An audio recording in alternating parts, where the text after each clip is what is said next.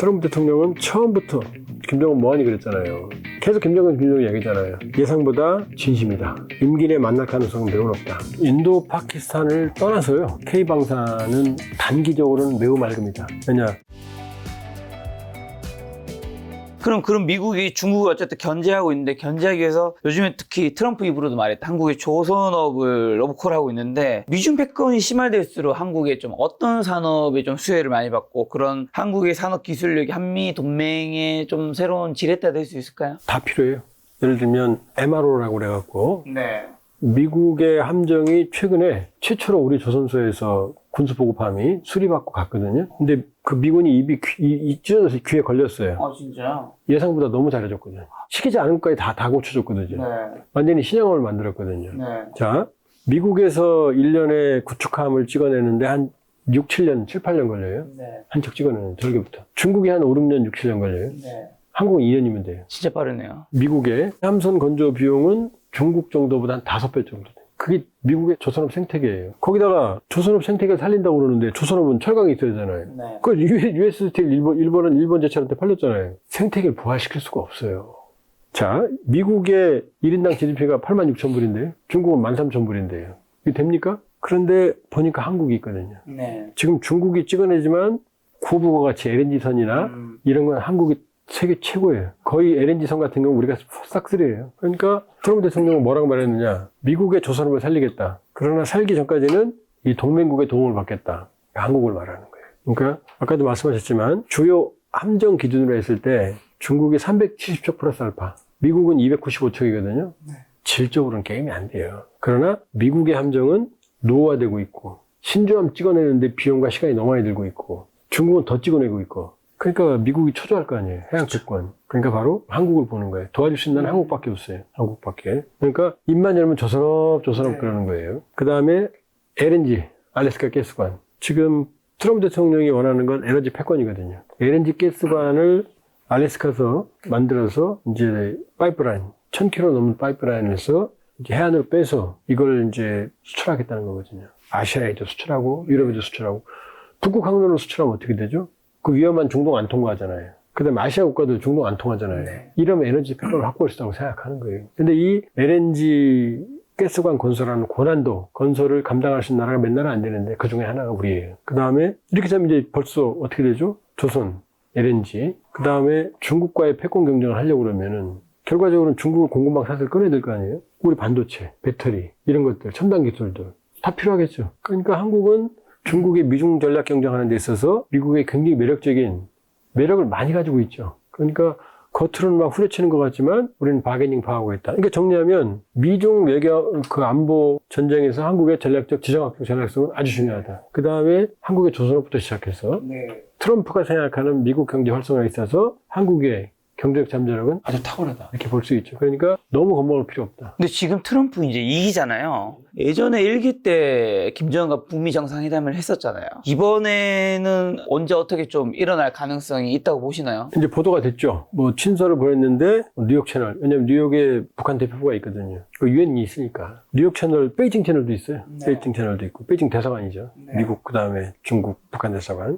주로 뉴욕 채널을 통해서 친서를 전달하는데 북한이 계속 안 받고 있대요. 받을 수가 없죠. 왜냐하면 김정은이 하노이에서 그 모욕을 수모를 당하고 60시간 기차 타고 왔는데 빈손으로 출발할 때 북한 약상 처음으로 출발하는 장면을 공개했어요. 바로. 그건 자신 있었던 얘기거든요. 근데 가서 트럼프한테 뺨 맞고 왔잖아요. 빈손으로. 갈 때 60시간, 올 때 60시간, 120시간을 기차 탄 거예요. 네. 얼마나 분노와 허망이 있겠어요. 될 줄 알고 갔는데. 그러니까 지금 그렇게 화났는데 갑자기 온다고 해서 바로 받겠어요, 낼름? 안 받죠. 화는 화풀이는 해야죠. 네. 그러나 김정은은 트럼프를 원하고 있다. 그렇죠. 왜냐, 경제가 엉망이니까. 북러 밀착해봤자 별거 없고 그 다음에 북중 관계 애매하고 이제 개선을 하려고 그래요. 북중이 최악이니까. 네. 그런데 지금 낼름 받으면 어떻게 되죠? 자기 몸값을 올려야 될 거 아니에요. 네. 그러니까 첫 번째 일단은 몸값을 올리는 환원 표시는 확실히 해야겠다. 그 다음에 하노이 끝나고 나서 2020년 10월에 네. 당창건 기념일에 김정은이 울어요. 대중 앞에서. 면목 없다고. 진짜로요? 진짜로요. 사진도 있어요.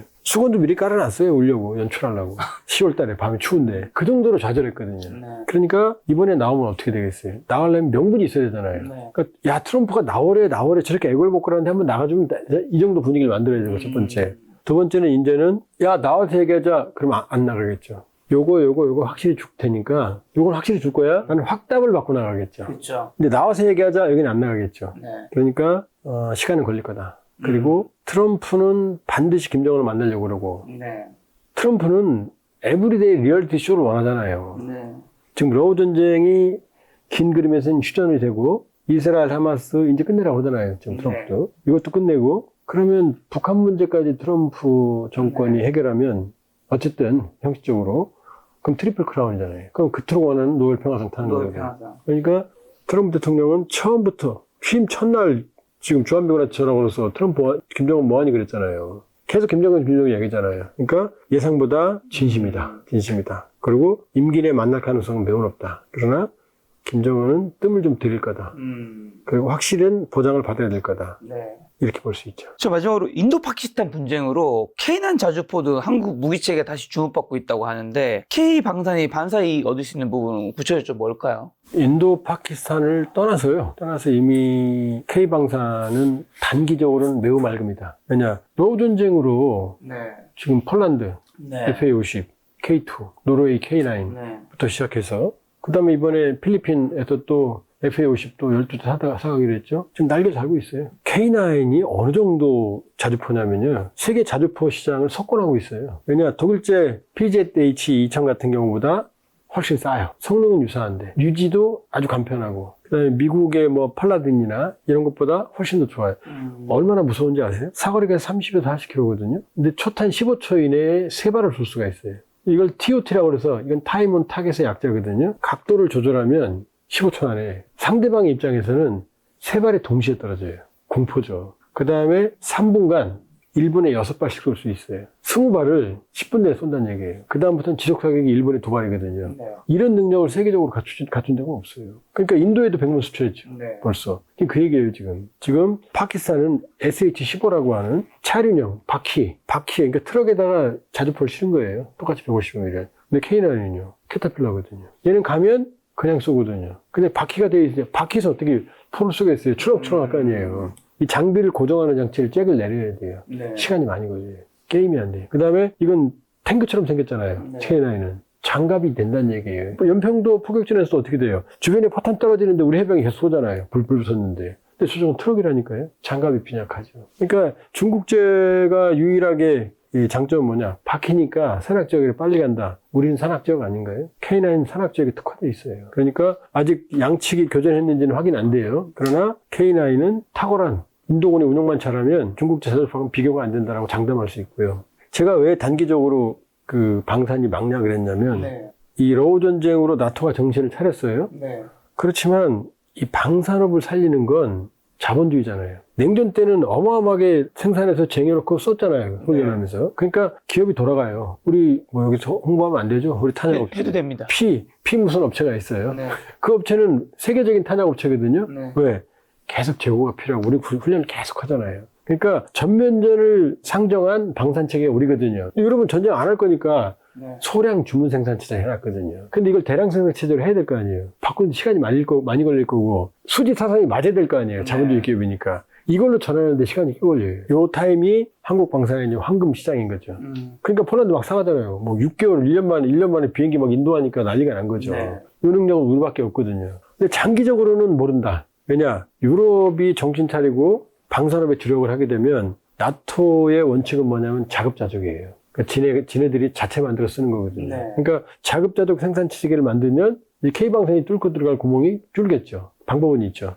유럽이 정신 차릴 때 우리가 혁신을 통해서 월등한 혁신을 통해서 기술과 가격 경쟁력을 확보한다고 그러면은 그때는 얘기가 달라지겠죠. 네. 그러니까 적어도 단계적으로 몇 년간은 날개를 단다. 그 다음에 KF-21이 이제 보라매가 이제 배치되고 네. 인도네시아가 트리키에 칸 5세대, 우린 4.5세대거든요. 무슨 뭐 몇 대, 뭐 48대인가 뭐 계약했다고 그러는데 네. 칸은 아직 실물이 없어요. 27년에 첫 실물이 나와요. 성공한다는 보장도 없어요. 트리키에가 5세대 스텔스기를 만들 수 있다는 보장도 없어요. 무시하면 안 되지만. 그러니까 KF-21도 이제 자체 엔진까지 장착을 하고 자체 무장까지 이제 인티해버리면 KF-21에, 그럼 우린 또 가만히 있나요? 이제 KF-21을 5세대 이상으로 개량할 수 있으니까. 그러나 단기적으로 맑음. 그러나 미래는 이제 두고 봐야 된다. 그 사이에 우리가 얼마나 노력해야 된다. 어쨌든 단기적으로는 맑다. 그리고 글로벌 안보의 불확실성 시대가 오래 간다. 생각보다. 그렇다면 K방사는 꽤 유망하다. 말씀하신 대로 프랑스 라팔의 격추, 중국산 무기 한계가 드러나면서 KF-21 보람의 수출 가능성 기대감을 가지고 있는데 KF-21 경쟁력은 뭘까요? 라팔하고 KF-21을 비교하면 네. KF-21 기분 나빠하죠. 왜냐? 동등하게 보면 라팔은 탁월한 비행기지만 라팔은 4세대 비행기로 출발했어요. 네. 30년이 넘죠. 이번에 J10도 마찬가지고 중국도. 근데 KF-21은 4.5세대로 출발했어요. 라팔은 4세대 출발해서 4.5세대를 지향한 거고 KF-21은 4.5세대를 출발해서 5세대를 지향하는 거거든요. 그러니까 라팔의 확장성은 여기까지죠. KF-21 확장성은 앞으로 무한하죠. 그러니까 튀르키예, 칸 같은 것도 미래는 불확실해요. 저는 개인적으로 칸의 미래는 밝다고 생각하잖아요. 그 튀르키예 기술력을 본다고 그러면 무시하면 안 되지만 그렇게 보면 KF-21은 생각보다 지금 FA-58 있는 것처럼 베스트셀러가 될 가능성이 있다. 왜냐? 대한민국의 가격 경쟁력과 기술력이 뭉쳐있기 때문에 그다음에 공대공 미사일까지 인트해버리면 상당한 파괴력이 있을 거고 자체 엔리까지 이제 장착을 하게 되면 이제 5세대 이상으로 갈 확률도 높다. 원래 5세대를 개념에 두고 한 번에 안 되니 중간 다리로 KF-20을 만든 거거든요. 그러니까 라팔과는 다르다. 그리고 라팔을 떨어뜨린 J-10C가 라팔보다 우수하다? 아니에요. 파키스탄도 라팔 지금 좋다고 얘기하잖아요, 지금. 왜냐? 인도의 전술적 실패였지 이 라팔 기체의 한계는 아니었다. 그래서 5월 7일 날은 라팔이 떨어졌지만 5월 9일 날 라팔이 동원된 대규모 공격에서는 파키스탄 공군기지 5분의 1이 파괴가 됐고요. 파키스탄 최고 에이스 조종사도 사망을 했어요. 그리고 그때는 중국제 무기들, 방어무기는 아무런 역할을 못했어요. 파키스탄이 일방적으로 학살당했어요. 네. 그러니까 라팔샥은 전투기 운영국의 능력이 얼마나 중요한지를 보여주는 상징적 사례지 라팔은 아직도 팔릴 거다. 전술적 실패라는 거군요. 전적 실패했어요. 인도도 많은. 그러니까 라팔은 대지 공격. 그러니까 파키스탄의 테러리스트 기지, 파알감을 공격했던 테러리스트 기지. 인도 입장에서, 파키스탄 입장에서 분리주의자들이죠. 대지 공격만 주력하고 갔는데 그러면 공대공이 장거리 미사일을 못 실어요, 무게 때문에. 그렇죠.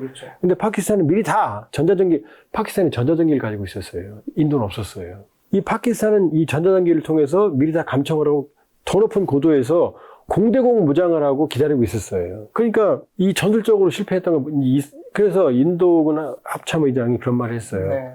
떨어진 거 맞다. 근데 왜 떨어진 게 중요하다. 그러면서 5월 9일 날 박살을 냈어요. 재밌는 게 뭔지 아세요? 라팔이 떨어졌죠? 라팔이 다 쏟아 거거든요, 프랑스. 근데 파키스탄이 가지고 있던 전자전기도 다 쏟아 거예요. 그러니까 다소를 잡은 거예요. 그러니까 아이러니인 거죠. 그 다음에, 그러니까 여러 가지로 네. 이번 건은 지금 더 이상 라팔 출구 얘기 안 나오죠? 네. 5월 9일 날에 이제 라팔을 최초에 잡을 때 네. 공중조기경보통제가 이제 파키스탄에 쓴 게 스웨덴제의 사브의 에리아였거든요. 이게 결정적인 역할을 했거든요. 전자전기랑. 그런데 5월 9일 날 프랑스 라팔과 인도가 자체 개발한 브라모스라는 네. 이 초음속 순항미사일을 이용해서 LEI를 지상에서 파괴했어요.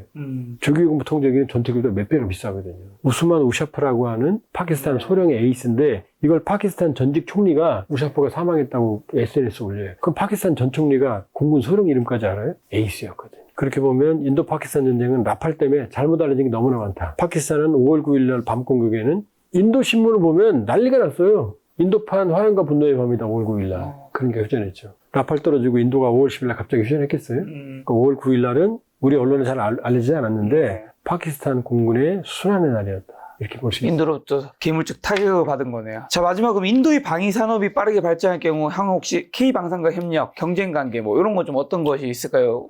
인도가 5월 9일 날 성공한 네. 사례가 모디 총리의 메이드 인 인디아 네. 정책 오랫동안 해왔거든요. 네.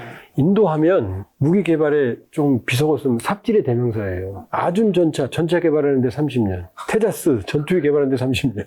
러시아의 기술 지원 받아서 핵추진 잠수함 만드는데 30년. 네. 30년이 되게 좋아하네요. 네, 그 다음에 아준 전차를 만들었는데 너무 무거워서 갈 수 있는 도로가 몇 군데 안 돼요, 또. 네. 테자스 전투기 만들었는데 이것도 거의 3세대, 4세대 근접도 못한다는 평가 받을 정도로 대표적으로 불합리와 비효율성의 저희가 인도거든요. 근데 이번에 성과들이 나타났어요. 장기간. 그러니까 자체적으로 개발한 많은 무기 체계들이 성과를 나타냈거든요. 근데 인도는 아직도 고정밀, 그 다음에 첨단, 이런 분야에는 약해요.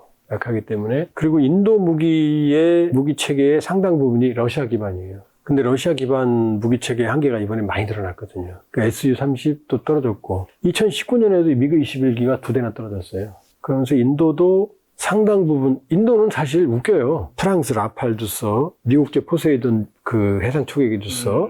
항공모함은 또 러시아 기반이에요. 항공모함 2대나 있어요. 비크라마차 2대나 있어요. 핵추진 잠수도 2대나 있어요. 러시아 기술이거든요. 그러니까 인도가 이번에 상당한, 어찌됐건 프랑스 라팔도 너무 과신을 했고, 그 다음에 러시아 기술의 한계도 상당 부분 알았을 거고, 그렇게 본다면 인도와 한국의 방산염 가능성은 열려있다. 왜냐, 한국제 무기들이 이제 성능을 발휘하고 있거든요. 이미 K9을 사갔잖아요. 그 자지라라고 그 인도가 이제 그 자체 생산하거든요.